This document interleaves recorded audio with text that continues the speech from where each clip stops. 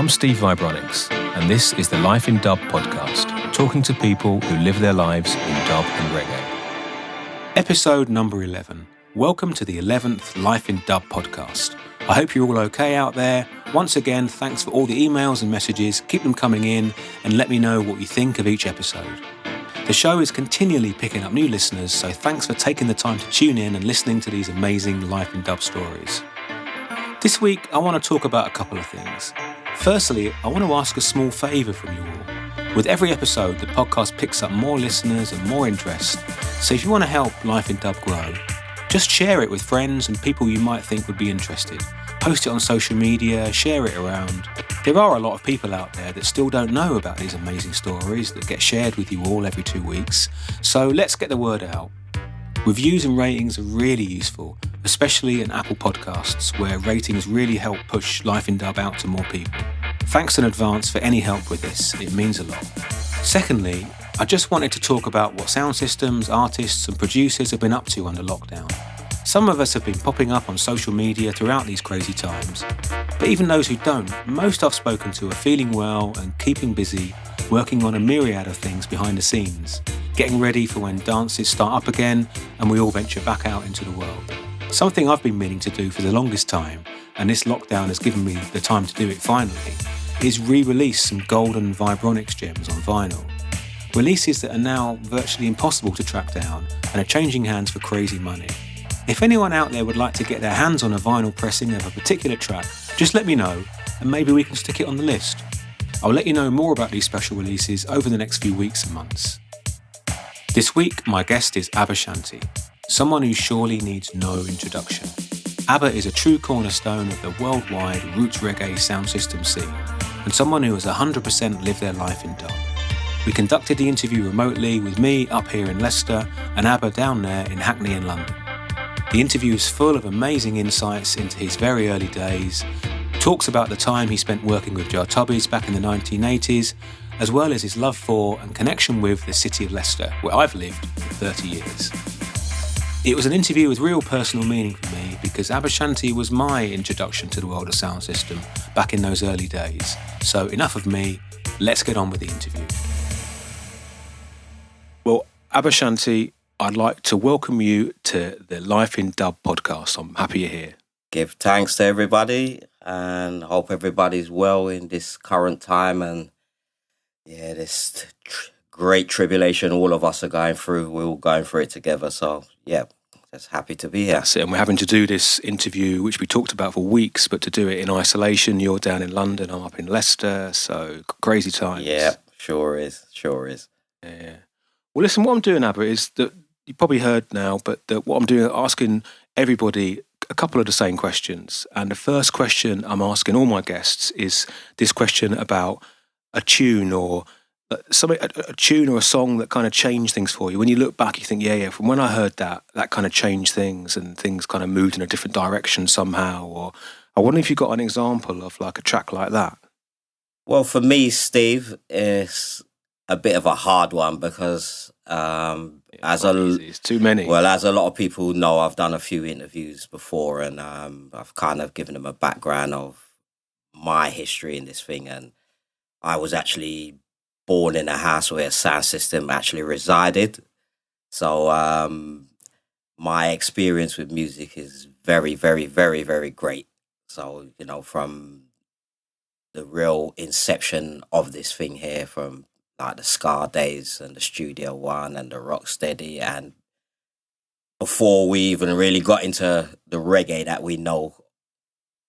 Yeah, I think the tune that really, really, really inspired me and kind of opened up my eyes to the whole concept was a tune called Jamaican Roots, which was done by King Tubbys and Striker Lee. It was a dub album actually, and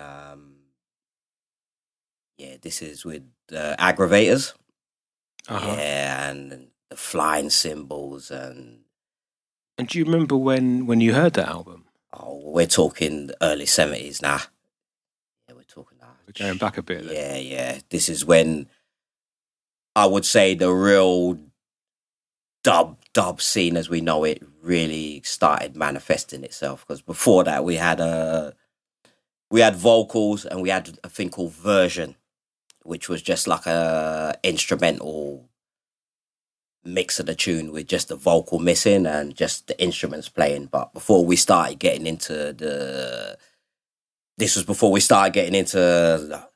filters and echoes and reverbs and all that. That was just like an instrumental mix that the vocal was just taken out. So yeah, I think that album kind of revolutionized stuff where King Tubby's was actually mixing stuff. So yeah, that's it. It's kind of spellbinding stuff. Yeah, isn't it? yeah. So you talk about like growing up in a sort of musical and a kind of sound system family. I mean, what kind of things were going on? I mean, what was that like? You got some sound system actually in the family. Yeah, my dad, because when my dad came from Antigua, because my family's of Antiguan origin. Yeah, when my dad came to England and started mixing with a few of his friends from Jamaica and stuff like that, he started getting records sent over from like places like Randy's and Federal and places like this. And yeah, back then there was no labels on these things. You just get like a white label, a grey label, a pink label. So before this thing as we know as dub plate, some people call it black wax. Yeah, the pre-release was the thing that people actually used. This was the actual dub plates of the day. It was the pre-release. And your dad was getting hold of these and like playing them in the house and kind of. So you'd witness this stuff. Yeah, and my dad used to play out a lot as well because we used to play like weddings and christenings and gatherings like that when people back in the early days they never had no dance halls as such. Yeah, the houses became dance halls, just clear out the furniture out the front room and yeah, we're having a party in your house this week and yeah, they would kind of get people like my father and various other sound men that collected music would get them to come and play the music. So, and this is in like Hackney in London. This was in Hackney. Stoke Newington was a main hub for that. They had a road called Thistlewaite Road, which is near Clapton Pond. That was like a blues road. Yeah, most houses down there, they would have parties and that down there. Then you had St. Mark's. This is someone's house who's basically there. For people who don't know, they're having a party in the house. But these houses were massive houses. These houses were like houses that had like 5, 6, 7 rooms in there. So the whole basement would be cleared out and yeah, this is where these things would be kept. Yeah, mummy and that would be cooking up some curry goat and some rice and yeah, they'll be selling their drinks. Their time it would be Long Life, which was a beer back in the day. Long Lives in the small cans. In the small cans, So you used to go to some of these sessions then, did you? When you must have been young, I guess, if you were going. Well, I didn't actually. I would go with my dad and help him set up, and kind of was hoping that I would get to stay, and then it'd be come, let's go. Yeah, this time, my dad will he's gonna come back and collect my mum, and we'd be left at home with a babysitter, So unfortunately, the beginning, the setting up period, and all that. We was there as children, but this was an strictly adult affair back them times. When did you start going to any sessions or anything yourself, or kind of getting kind of more interested in it yourself? Well, as I said, the interest was always there, and between me and my brother Blood Shanty, we was the ones that would kind of galvanize the troops to say, let's put a sound together. Let's, as a collective, we would come with the concept of, let's build a sound, because we had the inspiration of the old man in the house. I think my very, very, very first session, that actually big session I went to, was when Shaka came and played in Hackney in a place called Cubies. Cubies was, it was 2 clubs. It was Four Races and Cubies. It was because the Four Races complex, as we knew it, was a massive, big theatre that was in Hackney. And it's like a famous place. Yeah, in fact, they've knocked it down and kind of regentrified the whole area now. And yeah, that was 1978. Wow, that's like going back some time there. And so that's Shaka in Hackney in 78. So I'm always interested to know any kind of description or memories of what a dance was like then, because that's so long before I was going to sessions, and I know they were very different back then. So I don't wonder if you've got any recollections of that dance or dances like that. That dance was mind changing. That was because my dad had a sound, but it wasn't a massive sound. Yeah, it was more of a sound that would play in a house or anything. But to go to a session, and Rasta's always intrigued me as a child. So to be able to go out to a session now where it's just pure Rastas. I remember walking, because it was you had to go up some stairs to get into Cubies. I remember walking up the stairs, and the more you walked up the stairs, the thicker the smell of herb became a bit more prevalent. I remember walking into this smoky, hazy hall, and this time Shaka had set up on the stage. Yeah, just boxes all around the hall. As far as you could, there was no wall, there was just speakers. Yeah, that was, I would say, my first major experience of going into a big dance and feeling at home and saying, yeah, this is where I'm meant to be. Because they're like eye-opening experiences, aren't they? Because it's not like being on the street or something. It's a completely different thing, isn't it? That was life-changing, that was for me. Yeah, just listening to the music. But a lot of the stuff I heard him playing on that night, my dad had, which I found, this is what really made me understand the depth of my dad's record collecting capability. That when we came back from that session, obviously we was at school them times there, and we had a little sound called Jah Rock, which when we... This is like what, you and your brother? No, this is me and school friends. This is when like I was in first year in secondary school. So we're talking like 11, 12 years old. And it was only my friend Mervyn, which was a bit older than us, and he was the person that he was into equipment and like any amplifiers or speakers and stuff like that we needed to get. He would give us like some guidance on it. He was like, yeah, you guys are young, man. You guys are Jah youth. You ain't no Jah rock, you know what I mean? So we had to change the name, because back them times it wasn't like now where you would get a young person that would build a sound, and within maybe a couple of years or a couple of months they're playing in a dance with me, you know what I mean? Them times it was a divisional thing, you know what I mean? You had the top tier of sounds like... It's like a sort of league championship. You had Shaka, Fat Man, Coxon, Quaker, Baron from Manchester. Yeah, you've had all these sort of sounds here, and then you would have us sounds that, you know what, you have to do your apprenticeship before you get into the big league, you know what I mean? So you're growing up in your dad's a sound man, your brothers are, obviously went on to be one of the sort of foremost sort of reggae musicians in the country, and music was always going to be the thing for you. Was there ever anything else that interested you, or was it always going to be music? Well, I was into carpentry, and I was into electronics. That's the skill that's going to come in. It's all, and I'm going to be honest with you, Steve. When back in the day when we was messing about with sound and all that, that wasn't integral to my dad. My dad's take on this thing was education, education, education. And you know what? It's all right you having the concept of being a sound man, which living in the house with me as your father and that is obviously it's going to rub off on you. But you need to know how to read. You need to know how to write. You need to know how to calculate stuff. If you really want to be taking this role on, there's many aspects of these things that you need to incorporate, as well as selecting music and playing music. If you want to be building speaker boxes and that, you need to learn how to work out parameters and stuff like that.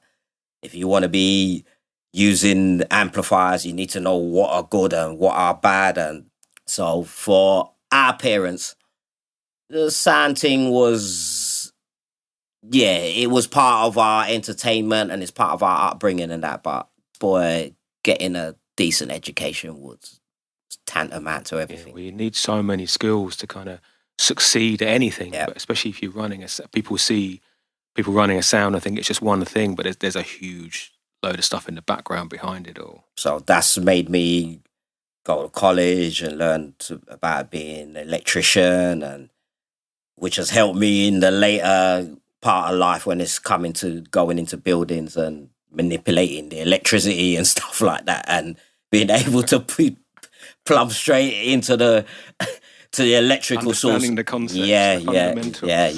Yeah. So, and what about like the voice stuff? Because obviously, Aba Shanti, people see you and know you as an orator. You're on the microphone and like talking and singing. And is that something you've done from early age? From early age, I remember my dad had his little microphone on the sound, and back then it wasn't about so much being lyrical. It was about yeah, man. You know what? And for me, because my dad's sound was more playing for big people, as a young person, if you can get on the mic or play some music and you're entertaining the old folks and the old folks are appreciating what you're doing, then you knew you was onto something.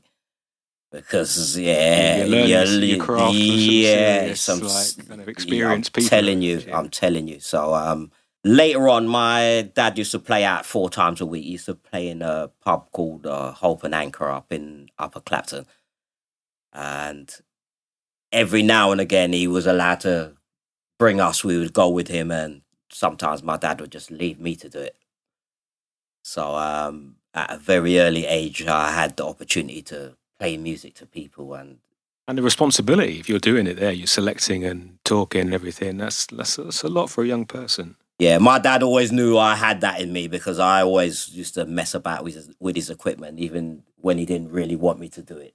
Because them older people, they were a bit strict when it came to the mishandling of their stuff. You know what I mean? And as far as they're concerned, as big people, you don't trouble big people's things, you know what I mean? So don't go breaking your old man stuff. Nah. So, I was a bit of a non-listener to that sort of argument, you know what I mean? So as soon as he had gone out or anything, I'll just sneak in the sitting room and just start playing his music and stuff like that. But he always knew I did it, because the first thing what he'd do when he'd come home, he'd go and feel his amp.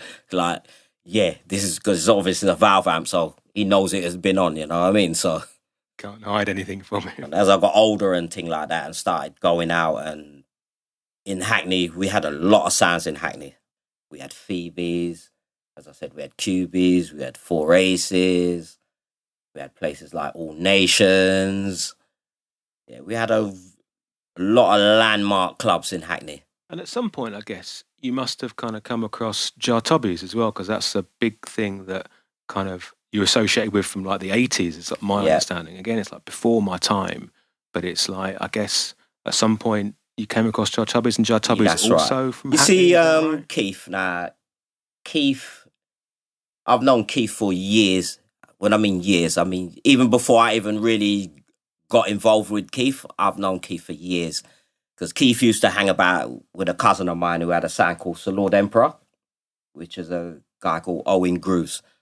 Right, for anybody who's listening to this and that are based in Hackney, they'll know who I'm talking about.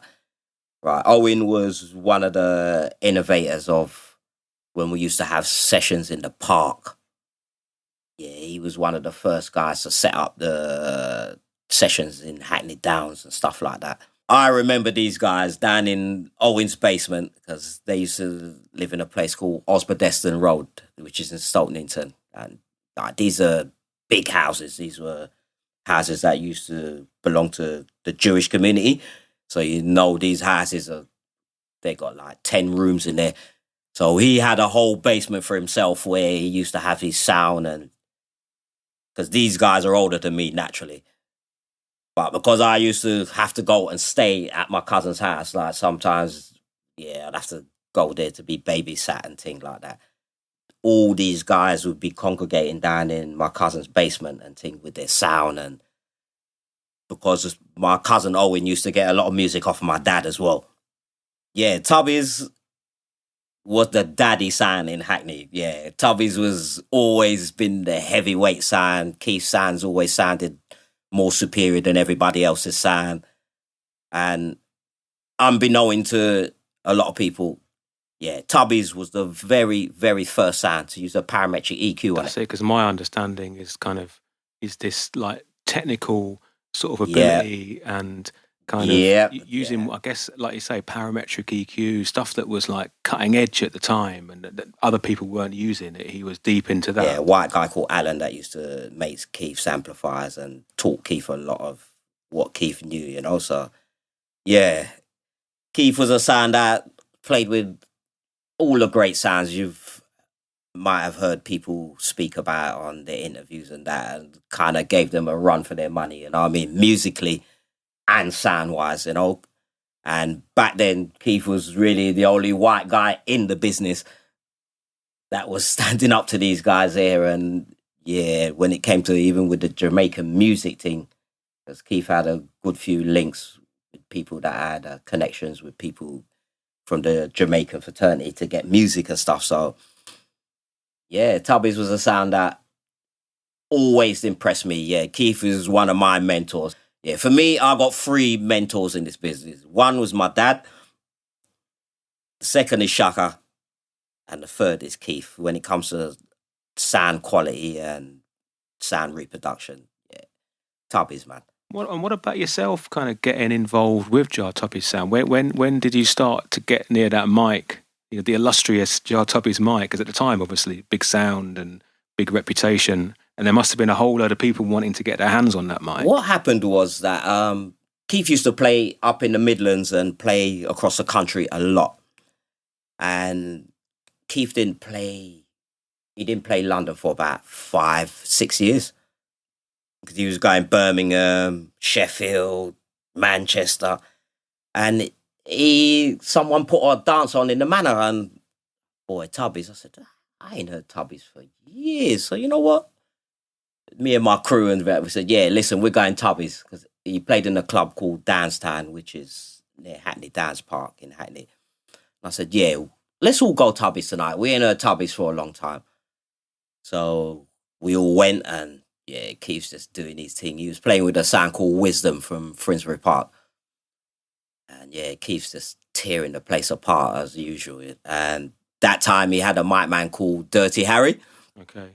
Dirty Harry had a lyrics about him.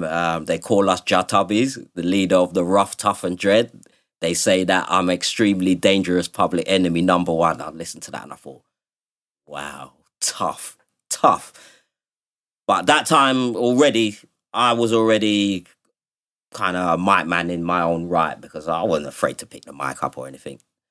So Keith played a tune called Hooligan, as everyone knows it as Hooligan 69. So it's one of the defining tunes of his from the 80s. Right. So I asked Keith, you know, could I hold the mic and thing? So yeah, Harry gave me the mic and thing, and I done a little thing, hooligan, where you gonna run when Jah Tubbys come, da da da da da. After I done it, Keith looked at me and said, we're playing Sheffield next week. Do you want to come? So I thought, yeah, I don't mind, you know what I mean? So I'm thinking, yeah, I'm going to be riding in the front of the van and all that. Nah, get in the back, mate. I didn't realise how far Sheffield was. And those vans, they weren't going very fast in those days. Nah. We had a 10-ton lorry, a D-series. And Keith's dad ran the furniture removal thing, and he had a job up in Sheffield, so we actually did a delivery for his dad. And then went to play out. Some furniture with the sound in the truck, and then went to play. Right. And yeah, we played a place called The Mill in Sheffield. And from that, yeah, I became Tubby's main mic man. You did it for a while, I guess. Yeah, I did that for like 10 years. Yeah. Because obviously living in Leicester, like when I didn't move to Leicester till 1990, and Keith Tubbys had just kind of stopped playing then at that kind of point. Yeah. Everybody I met, all people will talk about is Jah Tubbys with Joe on the mic in Highfields. So what was the kind of Leicester connection? Because you seem to be like hear a lot. The first time we came to Leicester, we played with a sound called Sir Skull. Yeah. Right. Because back then it was Junior Blues, Sir Skull, and then later on a sound called Shifter. Yeah, these are the Leicester Yeah, they were sounds, they're the main Leicester fraternities. And I remember the first time we came, we played with Scully, and yeah, it was like, boy, Tubby's has got this little feisty mic man on his mic, boy. Yeah, boy, he don't take no prisoners, and boy, he don't take back no talk. And yeah, we gave Scully a little bit of a hard one, because them times there it was... Well, that's your job. You're coming from London, you got to represent. I mean, what else can you do? Them times it was locking sounds off, you know what I mean, boy? Right now, boy, it's either kill or be killed back them times there, you know? So, boy, it weren't happening with us. So, and in fact, that was the first time I met Baba. Uh-huh. And that's when I personally started coming to Leicester more on a social thing, to come and spend a weekend with Barbara and his missus. That was our kind of introduction to coming to Leicester. And the person that was putting on the dance was a guy called Errol Powell. Uh-huh. Yeah, Errol was the main promoter in Leicester at that time. So you've really been coming to Leicester for really long time then? Yeah. I'm an honorary Leicestonian. I think you've got the keys to the city. Yeah.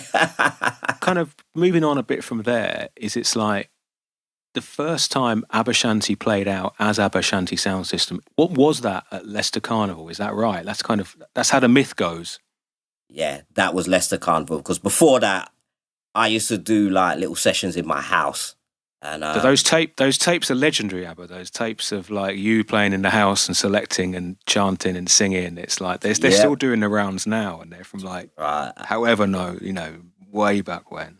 It kind of started from there, and yeah, like brethren used to say, "Nah, man, you need to get this out there, bruv, because there's sounds out there, but they're not delivering the thing like how you're delivering it, man." And as you said, the tapes started getting around. Leicester Carnival, Barbara came up with the idea of, because he was trying to get Tubbys to come and do Carnival for a while, but Leicester Carnival actually started a year before we actually did it. That's what a lot of people don't realise. Leicester Carnival hasn't been running forever and a day, and it's going to be 30 years this year here. So I think Carnival's actually been running for 31 years. But the year previous to that, Barbara was trying to get Tubbys to come on the part, but obviously the committee, they weren't looking at things like that. They're looking at, it's a Caribbean carnival. They're more looking at there's a lot of soca costumes. music. And so we decided, you know what, we're going to drive up. We parked the lorry on the park about 6 o'clock in the morning. We just left it in the park, went back to Barbara's house, got up about 11 o'clock, got a generator delivered, and we just started pulling the boxes off and just set up a circle. Unofficial, you just turned up and played. Unofficial. We just turned up and played. I mean, back in those days, the carnival was much freer thing anyway, and it was like there were loads of sounds, big, little, and I guess there was someone trying to organise it, but there was also a lot of kind of come one, come all kind of thing. So you were there unofficially. That's crazy. Unofficially, we went and we set up, and we played till 2 o'clock in the morning. That's unimaginable now. Yeah. And the only reason why we stopped because the generator ran out of diesel. So otherwise, we would have just kept playing. The police never came and said nothing to us. People just got their cars and just turned on the headlights and that. So, boy, it was just like a circle of cars with headlights. Because I've actually got the video. Because we videoed it. So I've actually got the whole... Well, they're like real kind of like serious artifacts now, you know what I mean? Like serious documents. Because like for me, it was, I think it was a year later, that's the first time I heard you. So I guess it's like 91. And I'd heard people talk about you playing the year before. And bear in mind, I'm young and kind of reggae and sound systems like a new thing for me. And people have been saying to me, like, oh, you got to hear this sound. You've never heard anything like it. And I remember in my young self walking up to Carnival and seeing you play, and it's like early in the day, and just hearing the tops and stuff and thinking like, well, this music sounds great. And then I was thinking, everyone's talking about this bass. Well, what's all that about? But I didn't realise you hadn't dropped the bass at that point. No. And then a few seconds later, bang, you dropped the bass. And then that was like kind of my defining moment in a lot of ways. From then, there was no turning back for me, because it's like I'd never heard anything like that. And I'd been into music my whole life, but I'd never heard anything like that. And those thundering bass lines, that was such a powerful moment for me. That really kind of turned the corner. And from then, things were off. So nowadays, with dance music, all kinds of things, people are used to hearing, still not that kind of bass, but some bass. But back in those days, you weren't hearing that kind of thunder like the way you were bringing it. Nah. Tubby's, man. Tubby's sound, man. Because I had Keith's sound, man. Yeah, Tubby's sound. I just took it on a different level. That's all it was. And it was needed, Steve. It was needed because the Roots fraternity was just, it was thin. You know, that's what really, really, really inspired me to put the sound on the road, because it was just, yeah, it was more dancehall music. Everyone wanted to be a yard sound at the time, man. And the only sounds out there that was really playing to that order when I came out, Shaka, obviously Tubbies, because I was with Tubbies and stuff. You had Jah Trinity towards the end. You had Manasseh doing his thing. You had Steve Jah Warrior, who's a real good friend of mine. You had Joey J. Yeah, that time he was doing GT Hardware with Robert Tribulation. So, yeah, there's only a few of us out there on the battlefield, man. And for me, it needed bolstering, you know what I mean? And because I knew we had that more extreme power more than all the other sounds that was out there at the time, man. There was nothing like it around. The greatest thing for me as well as having the sound, I also worked in Tubby's as a disc cutting engineer. Yeah, it's about the music, isn't it? That's the thing. Right. So as well as having the sound system capability, I had the musical capability because I was at the cutting edge of all the music that came out in the 90s. Because that's how I remember it, is hearing this selection of stuff from Dub Judah and Alpha and Omega and Black and Mix, and they were all like new artists then, really. And new, and this whole fresh digital roots kind of thing was happening, and you seem to be, you know, still are, but at that time then it was new to me. But you seem to be really on these new releases and kind of fresh digital sound. You know what? We needed somebody to champion what we was doing in the UK.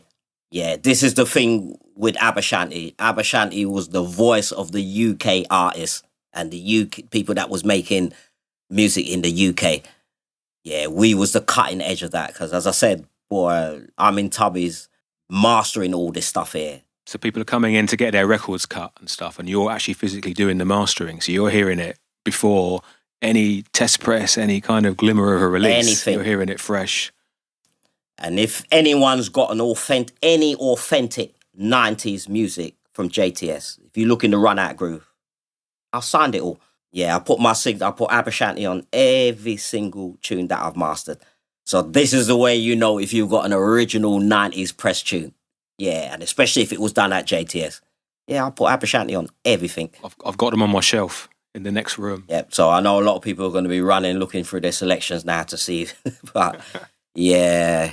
So this is the start then of Aba Shanti sound system. Kind of, this is you doing your thing and your kind of mission. Yeah. And yep. It's, and obviously it's gone on to be like a real success. But like when you start back then it's, you know, it's very different times and kind of, you know, a lot of work to be done at that time. We was fortunate because throughout the history of Aba Shanti, we've always had a residency. Always. We started in a place called Sunny Isles, which is in Bromley by Bow. We used to do every Thursday there. My brethren, Errol Thompson, used to run that because he was the first one that really kind of saw that, you know what, we're going on with something. And the next person is African Simba. Because we used to do a Sunday night thing in Shoreditch in a thing called The Shrine. This is before the Arches. This is before the Arches. Yeah. Then Errol, the same Errol Thompson, he took me to the Arches because it was Soul to Soul in Roots with Daddy Harvey and Jazzy B because they had a dub sound as well. And my brethren, Zebi, had a sound called Niga Stafara. And these two guys were playing in Vauxhall Arches with the promoter Styler. Yeah, so my brethren, because he used to do a food van and that, he used to sell food and that. So he told me to come down to the Arches and come and have a look and see what was happening. And that's when I met up with Styler. And then Styler started doing the House of Roots down in Vauxhall. And that used to be like once a month. We started off at once a month there because he used to rotate it. And then it was Wazzier, the great Wazzier from King Original. He went to Styler and said, listen, it's better you make Shanti the resident. His nights are more vibrant than anyone else's. More people are coming on his night. So, boy, just make him the resident. And that's how we became the resident in Vauxhall Arches. Well, I used to drive down with Barber and Nick and Babs, who are still moving your boxes to this day. It's Sunday night, so it's crazy, you know, like, whoever's got to go to work or something the next day, that's a very difficult Monday. But no one cared. People went. And what I remember is like so many artists there as well. You kind of meet all these other producers and singers and whatever, and it seemed to be like the hub for it all to be happening at the time. Yeah, that was the hub with the Vauxhall Arches. And then we used to do the Blue Note, which is in Hoxton. Blue Note is a world-renowned club. We used to do Prodigy of Dub there. We used to do that on a Thursday night, once a month. Yeah. Then we started doing stuff for a charity called Flor de Bosque, which is the protection for the rainforest in Ecuador. So we started raising funds for them. We started doing a thing called Tropical Dub Storm in SOAS, School of Oriental and African Studies. Yeah, we did them once a month in there. And as you knew, we came to Leicester every 2 weeks. We used to play at a place called the Dome in the city centre. Every 2 weeks we came to Leicester. We drove before from you broke the glass ceiling. That used to be proper, that one there. And Aba Shanti-I's been a sound that always had more female followers than male followers. And we used to get a lot of the sisterings because you had a bookshop in Leicester called Raddle. Yeah, in Highfield. Yeah, Raddle bookshop. That's with Michelle and certain other sisterings. And yeah, they were avid supporters of what we used to do. And even Sister Jendai and Sister Luani from Bristol. Luani, she runs the Kukuma Centre in Bristol. Yeah, these sisterings are the first sisterings to even... I've got them on video to experience Aba Shanti. They were the first ones to bring us to Bristol. We played in the Mill Youth Centre in Bristol. Yeah, they were the first ones to bring us there. You had some sisterings in London. They had a promotion called Kush Promotion. Sister Nkechi, she does a radio show on the internet. Yeah, these sisterings had they brought us and Trinity to Britannia Leisure Centre. Yeah, the University of Dub. This is I remember Judah coming to the Blue Note and standing, and because Judah's a man that used to put on the big dances in Acton Town Hall and these cup dances back in the day. So when sounds are playing to like win a cup. When Shaka, Fat Man and Coxon and these sounds used to play for cups and that. Yeah, Judah was the promoter for these things here. So even he was surprised that, roots music is still at the order of the day. So I remember the first time him coming to Blue Note and standing there, and he's just kind of got this mystified look on his face to say, what the hell is going on here? I said, yeah, man. He kind of thought it all stopped in the sort of early 80s or whatever. Because Judah and Styler, they're close friends. They grew together, you know what I mean? So Styler invited him down to see what he was actually doing, you know what I mean? And it was like 1997. Yep, University of Dub was founded, man. Where did they take place, the first ones? Was it always in Brixton? First, Brixton Recreation in the big hall upstairs, in the main hall. So the first dance up there, we used the whole hall. It was us, Jah Youth, and Coxon. That was edition 1 up there, and the place was absolutely packed. Yeah, we brought the whole whole sound. We've never really used the whole sound. We brought the whole sound. I remember there was always a bit left in the truck, and it's like, so everything came out at that time. Everything came out. The truck was empty. I'm sure we made about 5 stacks in there that night. We're talking about 40 speakers. Well, I used to count them because in those days there were loads more scoops, because obviously they're not as powerful as they are now. So to get that kind of weight, you needed a lot of speakers, and I was always amazed. I'd count 1, 2, 3, 4, 5. Dozens of them. It was ridiculous. So that was always my intention from when back in the day. It was always to have a big sound and to come and set a precedent. Things like Bristol Rec really did, though, because they're like that's and the whole University of Dub thing. That's such a legendary kind of like a brand or a movement. It's like an institution, really, is what it is. And it went on. It's only recently stopped, I think, but it's kind of that brought so many people into it as well. Every generation has a Brixton Recreation kind, that sort of University of Dub vibe. I'm sure if you speak to older people, they'll be talking about Acton Town Hall and Club Norwich and Balham 2000 and Streatham and places like this where some historical dances were kept, because it was the Spectrum in Leicester. Yeah, we've made a definite mark in Leicester, and I think the whole thing with the Aba Shanti thing being more based in Leicester than anywhere else. Well, a lot of people here who aren't so deep into it are surprised when they find out you're not from Leicester, because Aba Shanti is such an institution here.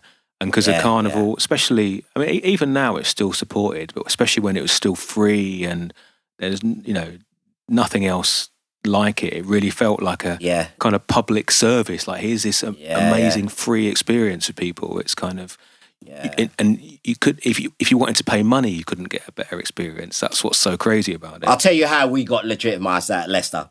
We got legitimised at Leicester because, remember, they started cordoning it off. We had a little arrangement with the pavilion that, you know what? They give us the power, they make the money. Because we never got paid to do Leicester Carnival. That's something we did off our own back. One year, they decided they're going to start putting the cages up and started to cordon off the carnival. And, well, Aba Shanti, you're not really official, so you know what? We're not really including you in it. So, boy, you had the fence and you had us.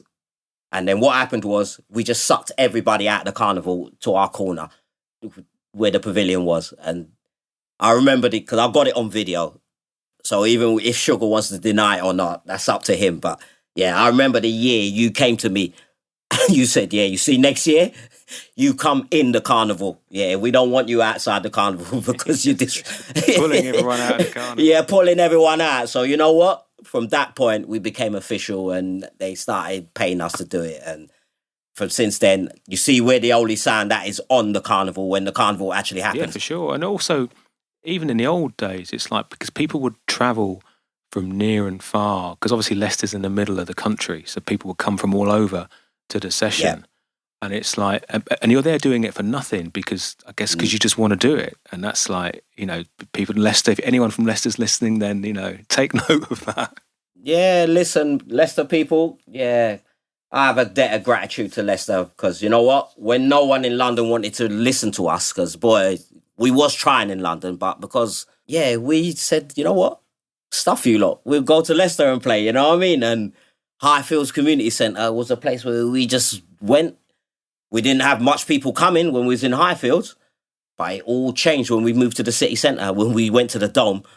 And even the people that owned the Dome were just happy to have us every 2 weeks because they knew they're gonna sell their drinks and they're gonna get a crowd there. So, boy, even if they might not have really 100% liked the music and thing, they knew that the clientele would have been there and that. So, boy, and we was happy to come to Leicester and do what we had to do because for sure, because also there's not much else happening in Leicester, and like as anyone, I look back now and I think, wow, how lucky I was to be kind of brought into music in a city where this like amazing reggae scene was happening, and you've got Aba Shanti playing like every 2 weeks. It's kind of, I kind of thought that was normal, but you look at other cities and that wasn't happening in other places. But what happened was, you see, when the London people like oh, this is what Aba Shanti is about. Blah, blah, blah. Then we started getting locked down into London because this is where we started getting a lot of residencies. And Well, the other big residency I want to kind of mention as well is obviously Notting Hill Carnival, which is still, I think it's the biggest street carnival in the world or something. And then you've got a residency since 90 whatever, I guess. 93. So, yeah, it's a long, long time. That was down to my brethren, Nigel Sterling. Nigel Sterling is a youth worker in Hackney. And same thing when we did Hackney Show, because we used to do a park event called Hackney Show as well. Hackney's got a big Rasta community. We got all these different sounds and that on the park, but we don't have no root sounds on the park. So you know what, Joe, I'm going to tell you, you need to come to a meeting at the town hall. So I went to the meeting and I had to kind of put a proposal forward of what I'm about and yeah, they went for it and they just said, yep. So Nigel just said, listen, we got Carnival. The only sounds that was playing Carnival then was Channel 1 and Jah Observer as root sounds. So yeah, Nigel got me to come to the meeting and all that, and I had to sign up with BASE, British Association of Static Sound Systems. Yeah, from there. And did they give you that spot? I guess you couldn't choose it because it's like no, they gave us Power Square. Problem with Power Square is pedestrian. It's supposed to be flowing traffic. Yeah, but obviously with us on one corner of it, it's a roadblock because everybody's coming. Yeah, see a lot of these things I have documented on video and stuff like that. So, as I said, eventually I will start releasing some of these videos and a lot of people will be able to see themselves in a very, very young state, you know what I mean? So even sometimes... The first time you played there, was that not at the same place you're at now then? Was that a different... No. Okay. We've moved 3 times at Carnival. First place, as I said, was Power Square. The second year, they moved us to a place called Swingbrook Road, which was like a dead-end cul-de-sac, which was ideal. But there was an old people's home there, and boy, we was disturbing up the place and thing. Then they put us where we was, which was, it was the outpost then, because nothing, that was just the perimeter of the Carnival, and it was like nothing going on down there, which we was happy for, because we didn't want to be in the heart of the Carnival with the hustle and bustle. We just want to be one side. Who wants Aba Shanti? Know where to come and find us. And this is the place with the, they still got the kind of tennis courts or whatever behind you? Yeah. That's the place. That's the place. It's like, it's your zone, definitely. Yeah, because even the park, one year, they called the park Aba Shanti Park. They had it on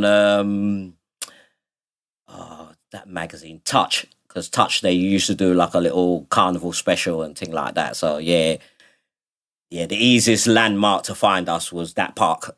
Yeah, they called it Aba Shanti Park. And obviously now you've got people from all over the world coming to it, and I know people that have really come from far to experience the proper sound system vibe come to things like Notting Hill so they can hear you and some other sounds as well kind of playing.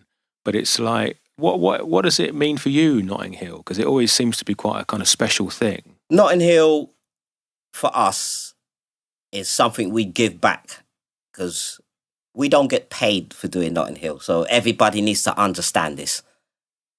Back in the day when Notting Hill Carnival Trust under Claire Holder, we used to get paid because Claire made sure she looked after us. You see our stall, what we have at the Carnival, we have to pay for it. We have to pay for a street trader's license to do all that. Pay for your own stall. So people need to understand when Aba Shanti does Notting Hill Carnival, we don't get paid to do it. This is something we pay to give back to the people for the whole year. They have to pay to come and hear me. So between Leicester Carnival and Notting Hill Carnival, we pay to do it. It's crazy because that's like, they're the sessions that a lot of people will remember the most because obviously people love to hear the music outdoors and the whole kind of carnival atmosphere and everything. It's like... Have to give Leicester their dues. Leicester, they pay me an appearance fee every year. It hasn't gone up for the last 20 years, but boy, they give me some kind of recompense. Notting Hill Carnival, no. Yeah, as I said, when Clearholder was running it, yeah, we all, as disciplines, we all got paid and we got sponsorship and stuff like that because it's not really run like that anymore. Yeah, we have to pay. And you're doing it for like 2 days. I mean, what's it like doing it? Because you've got the sound set up for 2 days, so you got a lot of time to play. You can kind of really dig into the selection. I mean, what's that like? I love it because you see, people can get the Aba Shanti experience uninterrupted, and this way they can understand the depth of Aba Shanti. That Aba Shanti, we might have come about in the 90s, but this has been a lifetime thing for me. From I've been born, as I said, I'm born in a house with this thing here where, I see people like my dad, people like Count Shelley. There's a guy called Asher G. He's the Rocksteady Daddy. Me and Asher G grew up together. His dad had a sound called Count Wally. His dad and my dad were like hand and glove. Yeah, Count Wally was a man that he had a big sound. He had big valve amps. He had like 500, 600 watt valve amps and a lot of boxes and stuff like that. So sometimes... That's it. I mean, all these people who are kind of like the founding fathers of this kind of scene, because a lot of people, they turn up at the dance, they enjoy it and whatever. People don't realise kind of how much work has gone in beforehand. And obviously things are so different now to like when you were playing, you know, whether with Tubbys or with Aba Shanti from the start of the 90s, and now we're in 2020 and it's kind of, 30 years of playing sound system. It's like, it's a long road. There's my brethren that a lot of people see around me that sometimes he plays with my sound and a lot of people are like, ooh. There's a guy called Little Andy. Right. He had a sound called Intrepid Rebel back in the day. So, boy, these are the guys that I kind of grew up with and helped along the way to perfect my skill and my knowledge and these things here. And he's still with me today. The builder of my preamp is a guy called Charles Edwards. Great, one of the greatest preamp amp builders, the guy that built the Destructor and stuff like that. Yeah, these guys have been in the business for, gosh. It's like the unknown heroes, the kind of builders and all these people, because people see you because you're there performing and like you're the front of it, but there's a whole army of people in the background making this thing happen. Yeah, so that's why I have to make mention, especially of these two guys here, because they're really the backbone of Aba Shanti. Yeah, these are the unseen heroes that makes Aba Shanti sound how it sounds. You've got the right team. Obviously, because you've got the sound system, which is obviously the kind of foundation and kind of fundament of it. But also Aba Shanti is like a world name for roots reggae music, because you travel all over the world performing and playing. Obviously, you can't take the sound system everywhere you go. So you're here, Asia, Africa, Latin America, everywhere. So that must have been quite a kind of amazing thing to see happen, this kind of global kind of movement. Yeah, I remember back in the early days of going to places like France, especially France, they never had no sound systems whatsoever. None. Yeah, those days we used to drive over there. We used to hire a car, get the ferry, and drive. Yeah, there was no flying or nothing like that. Yeah, that was the easy dub to cast days, wasn't it? Yeah, man, that's with Bertrand and that. Yeah, man, myself, Iration Steppers. Yeah, Joey and Robert, them guys used to do a lot of it as well. I was talking to Dougie a few days ago and he was talking about the same thing. It's like, in those early days, it's so different. Yeah, we were the ones that really, took the rough end of the stick to go out and get the music out there and let people know who they are. So, yeah, we've done a lot, especially for our UK roots fraternity. We've done a lot. Yeah, because as I said, most people's entry to our music and thing is listening to Aba Shanti, especially when it comes to the European experience, you know what I mean? It's like Aba Shanti, and I have to take my hat off to my brethren, Mark Iration, man. Yeah, the two of us have really stood the test of time. Yeah, we have a few people coming back now, and yeah, when we was out there, they weren't there, man. Yeah, man. Yeah, in those early 90s days, it was like, yeah, you and Mark up and down the motorway. I know Mark through going to Leeds and that through Tubby's. Yeah, I know Simba for going Phoebe's. I know Camera Dread from Bristol, Negus Melody from going Phoebe's. So a lot of the people I know in this business is just through the love and the passion of sound system. That's how I know a lot of people throughout the UK.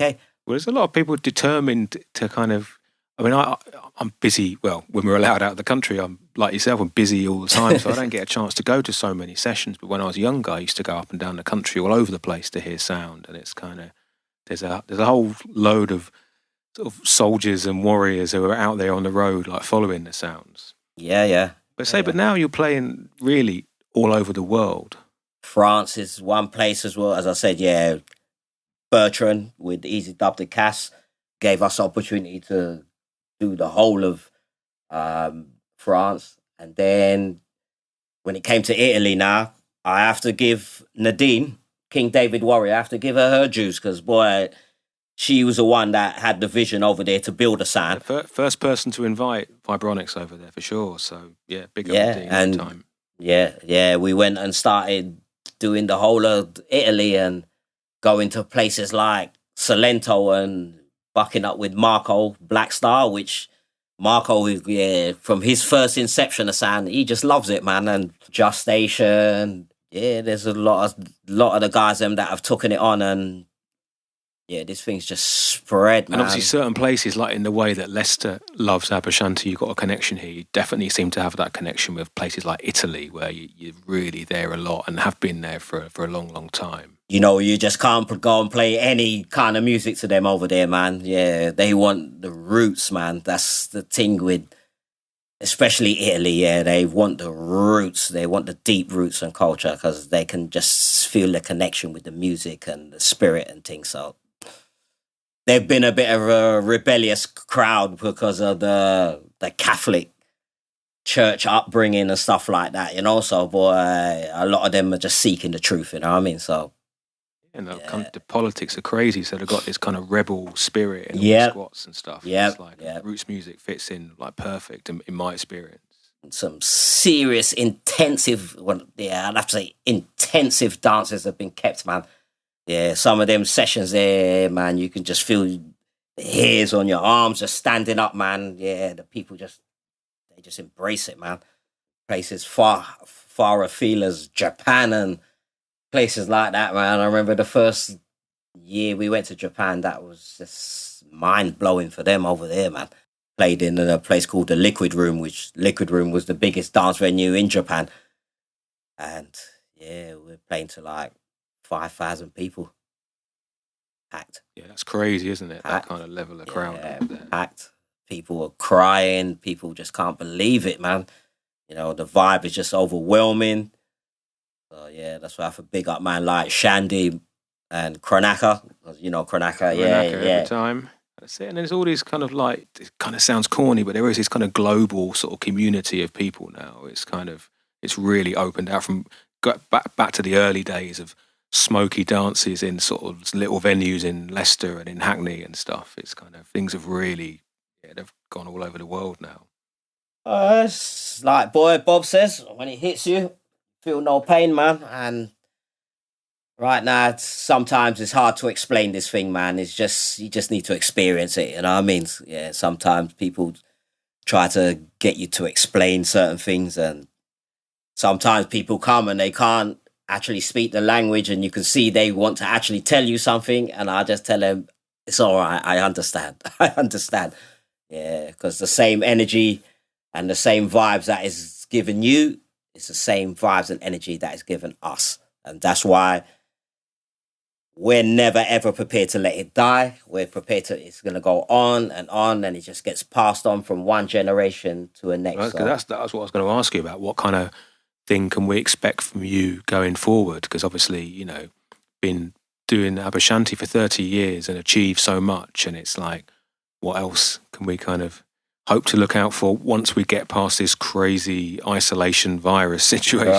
Right. For me, about just continuing in the work and just setting a level and a precedence and not straying away from what it's actually supposed to be. Yeah, this is about upliftment, man. This is about spiritual education, man. This is about spiritual awareness, man.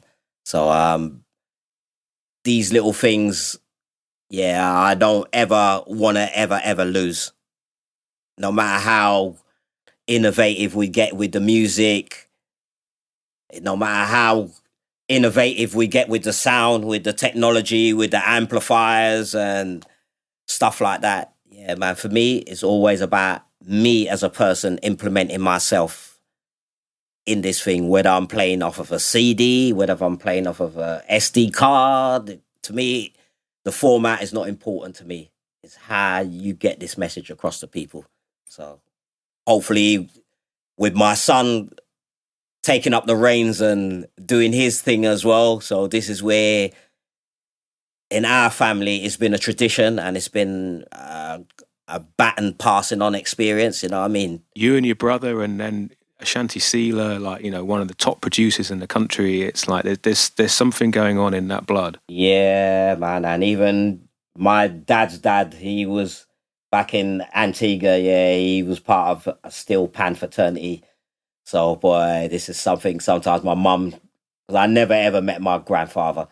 So my mum gives me a little history about him because my mum knew of him in Antigua and said that, yeah, he was a man that walked around with like a banjo. So he was playing music, live music as well. So this is something that's just been trickled down. And we've all been totally exposed to it. Not half exposed, not quarter exposed. We've all been totally exposed to it. So as you can see, history shows, especially with Ashanti Sealer, from he was a baby, he's been involved in this thing here, man. So you know what? Yeah, I don't expect nothing different from him still, you know. Yeah. Nice. Well, we've been talking for quite a while now, and it's one of those things, it's like there's such a deep history, we could really talk forever. So like a couple of things. Firstly, we need to set up part 2 at some point because it's like there's so much other things to touch on. Yep. But the other thing is like what I'm doing is I'm asking everybody this same question sort of at the end of the interview as well. Is like I'm got this book, the Book of Dub, and I'm writing everyone's name in it, and I'm just asking each guest what they'd want written next to their name as something they kind of want associated with kind of what they're doing or what they stand for. It's something along those lines. So I was wondering if, Aba, you've got something to say you want to write next to your name. So I'm writing Aba Shanti in the Book of Dub. I would say we came and we threw the spear that much further to enlighten the next generation, because this is a generational thing, you know.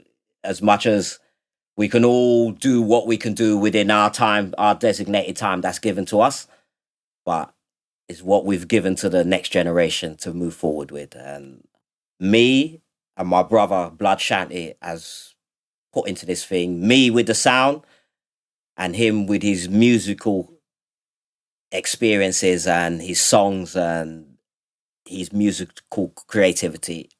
Yeah, I hope we've kind of enlightened the whole next generation. Yeah, for sure. I mean, like I said to many people, there would be no Vibronics without Aba Shanti. Without hearing you play on the sound in Leicester back in the day when no one else was doing it, then what I'm doing now would be a completely different course. So, you know, I've got to say personal thanks for that. Definitely. That was like, yeah, it's been a true inspiration, definitely. And for me to hear things like that, that means, yeah, mission accomplished, because that's what it's about for us. When we go out, even if one person gets inspired by what we're doing, then yeah, that's the mission accomplished. You know what I mean? So yeah.